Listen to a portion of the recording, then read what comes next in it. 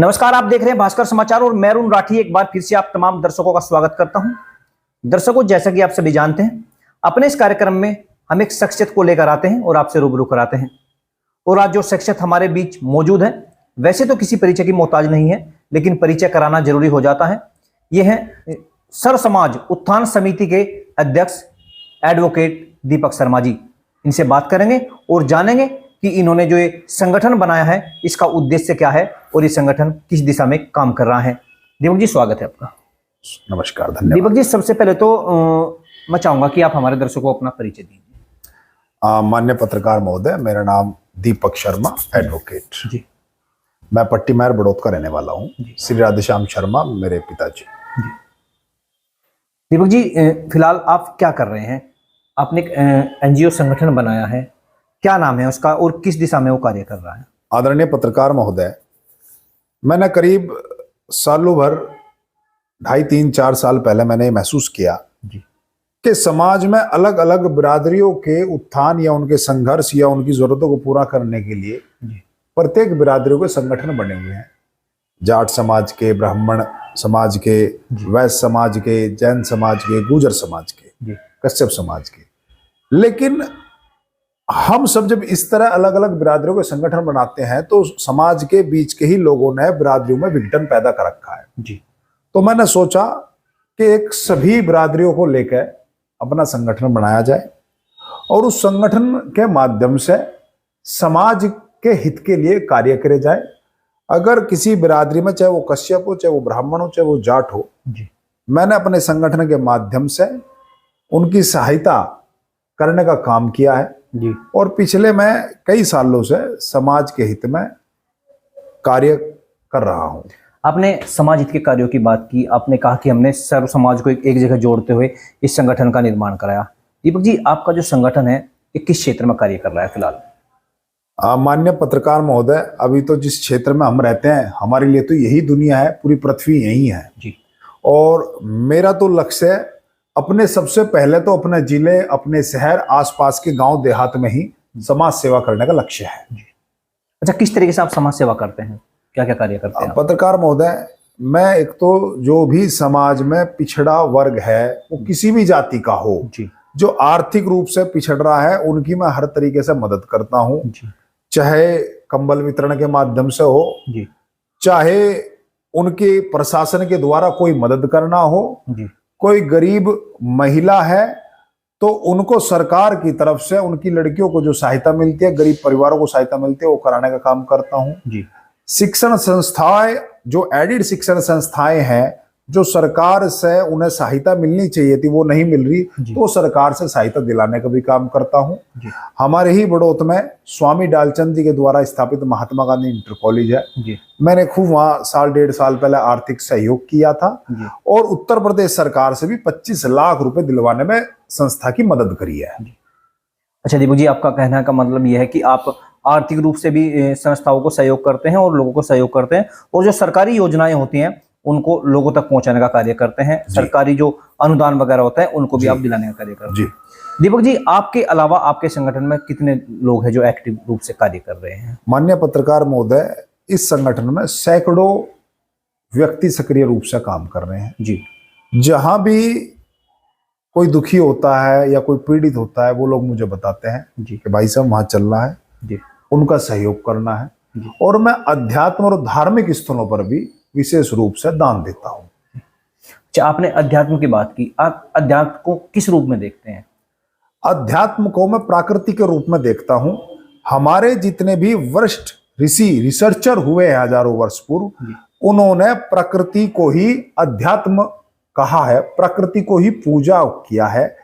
ब्रह्मचारी जिनको सनातन में कहा जाता है, वो ब्रह्मचारी का मतलब पत्रकार महोदय होता है कि भ्रम का मतलब प्रकृति के नजदीक जाके।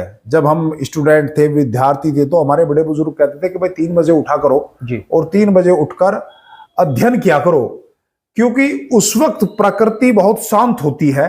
अगर हम ब्रह्म मुहूर्त में उठेंगे तो हम ब्रह्मचारी कहलाएंगे। ब्रह्म के नजदीक जाकर प्रकृति के पालन करने वाले को चारी कहा जाता है।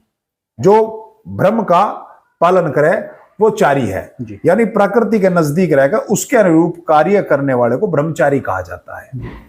अच्छा दीपक जी, अभी आपने बात की प्रकृति की, क्या प्रकृति के लिए भी आपका कोई संगठन उस दिशा में कोई कार्य कर रहा है? जैसे पर्यावरण की बात करें या पौधारोपण की बात करें, वृक्षारोपण की बात करें, उस दिशा में भी आपका संगठन कोई कार्य जी कर रहा है? पत्रकार महोदय, मैंने इसी साल बड़ौत में अलग अलग लोगों को करीब 6000 पेड़ पौधे दिलवाने का काम करा था। जी हमारी बड़ौत रोड पे कॉलोनी है, वहां भी हमने पौधे लगाने का कार्य करा जी। और जोड़माना, कोताड़ा, चंद्रखेड़ी में कई जगह हमने पौधे और पेड़ लगाने का कार्य किया है। तो आप कहीं ना कहीं पर्यावरण संरक्षण के लिए भी कार्य करते हैं, पौधारोपण वगैरह आप करते हैं? जी जी।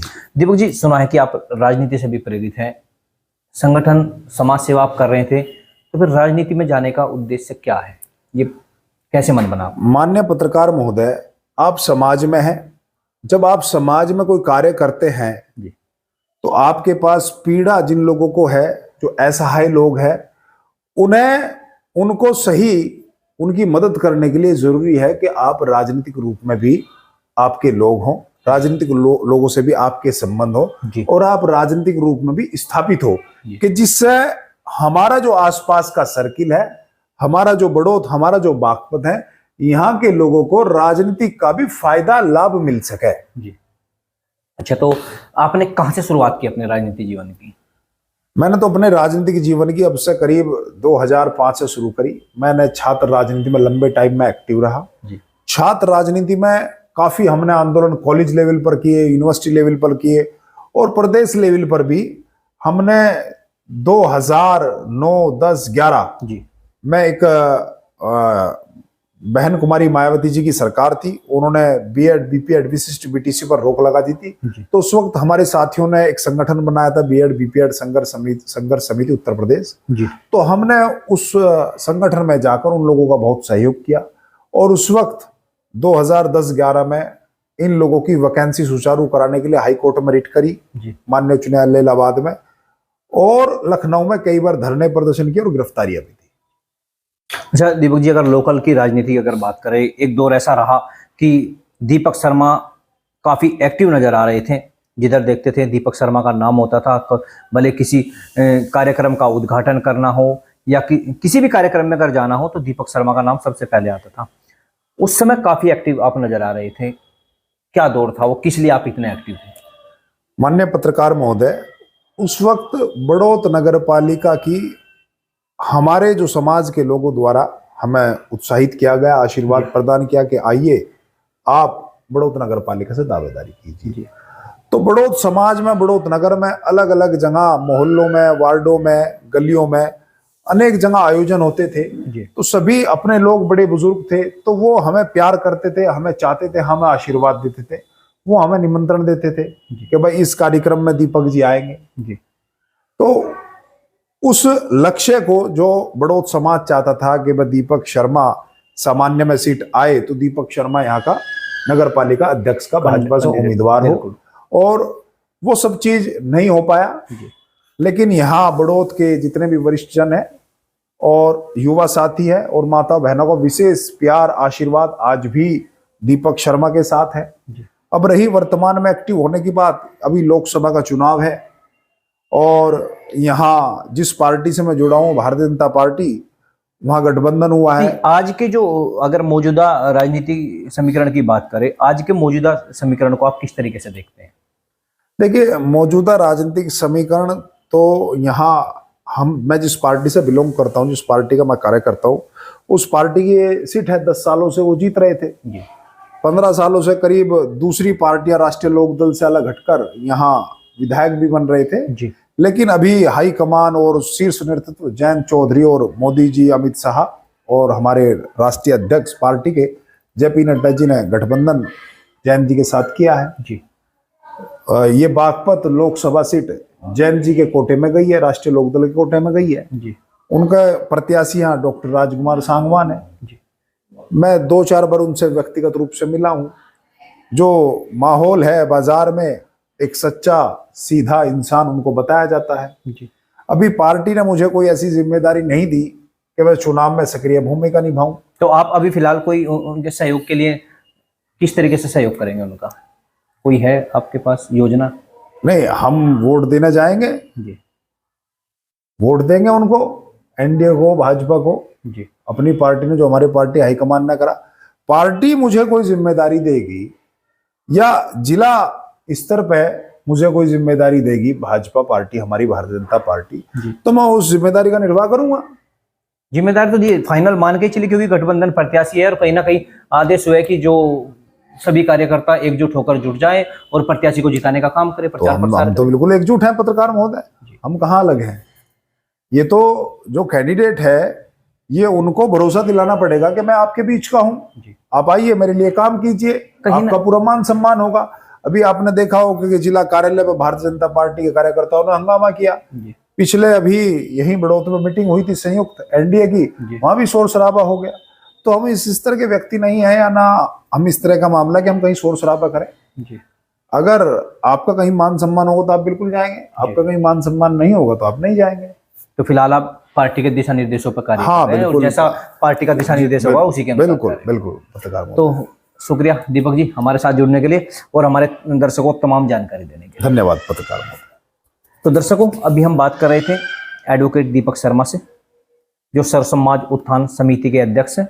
इन्होंने बताया कि इनका जो उद्देश्य है संगठन निर्माण का, वो पिछड़े दलित लोगों की सेवा करना, समाज में जो कुरीति फैली है उसको दूर करना और पर्यावरण संरक्षण के मुद्दे को लेकर आगे बढ़ रहे हैं। पौधारोपण भी इन्होंने किया है। आज की जो वर्तमान राजनीति है उसमें सक्रिय भूमिका निभा रहे हैं और इनका कहना है कि जो गठबंधन है पार्टी के दिशा निर्देशों पर ये चलेंगे और आगे की जो चुनाव की जो प्रक्रिया है, लोकसभा चुनाव में यहाँ पर एनडीए और बीजेपी का एक समर्थित प्रत्याशी डॉक्टर राजकुमार सांगवान को बनाया गया है। कहना है कि अच्छे हैं, समाज सेवी हैं और लोगों से जुड़ रहे हैं धीरे धीरे। जैसे ही पार्टी का दिशा निर्देश इनको मिलेगा, ये उसी दिन से खड़े होकर चुनाव प्रचार में लग जाएंगे। अगले सप्ताह फिर एक शख्सियत से मुलाकात करेंगे, तब तक इजाजत दीजिए, नमस्कार।